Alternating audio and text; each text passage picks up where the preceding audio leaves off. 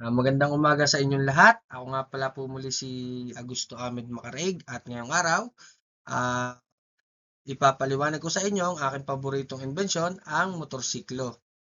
Ah,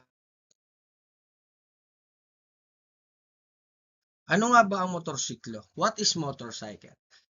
Two-wheeled engine powered by vehicle, used for transportation, is smaller and faster than many vehicles.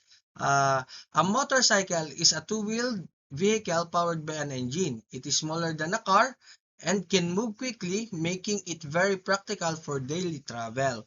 People use motorcycles for commuting, deliveries, traveling, and even for sports and recreation. Ito ay ginagamit daw sa pagdi-deliver, pamamasyal, at maging sa mga karera ng motor na lisensyado naman ng gobyerno. At ika nga, mas accessible ang motorsiklo daw kaysa sa mga kotse.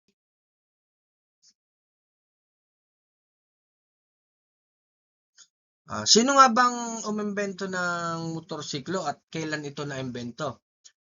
The first motorcycle was invented in 1885 by Gottlieb Daimler and Wilhelm Maybach in Germany. Their first model was called the Reitwagen, which means riding car. It was the very first vehicle powered by an internal combustion engine. Uh, ano nga ba mga problemang naresolba nito? Before motorcycles, people mainly traveled by walking, riding bicycles, or riding horses. The motorcycle solved many transportation problems like it made traveling faster, it allowed people to cover long distances more easily, it provided a cheaper alternative to cars, and it helped people with their daily work and activities. Mas napapadali na natin ang ating mga pagpunta sa ating mga malalayong lugar at ika nga, hindi katulad noon na maglalakad tayo ng malayo, papunta halimbawa ilang bundok pa ang ating tatawirin or sasakay tayo ng kabayo. Sa panahon natin ngayon, pag may motorsiklo ka, mas madali kang makakarating kung saan mo gustong pumunta. Importance today. Used for commuting and deliveries, provides jobs, helps police and emergency services use less fuels than cars. They are used for commuting and deliveries because they can move through traffic quickly. People earn a living through motorcycles such as delivery riders, motorcycle taxi drivers, and couriers. Motorcycles are also used by police and emergency responders to reach places faster. Additionally, motorcycles use less fuel than cars and can be reduce pollutions. Mas nakakatulong nga daw ang motorsiklo na ma-lessen ang ating pollution kasi mas kaunting usok ang ibinubuga nito, hindi katulad ng mga trucks, kotse, jeep, at kung iba't iba pang mga sasakyan na four wheels.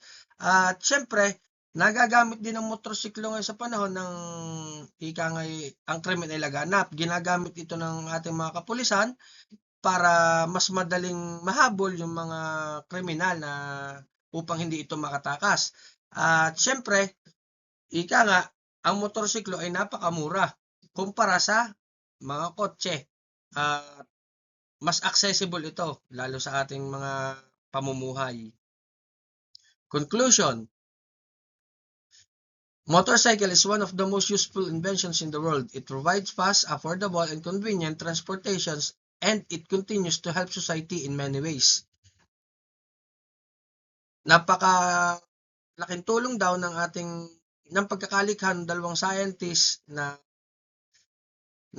imbento nila ang motorsiklo. At ito nga pala ay kinuha ko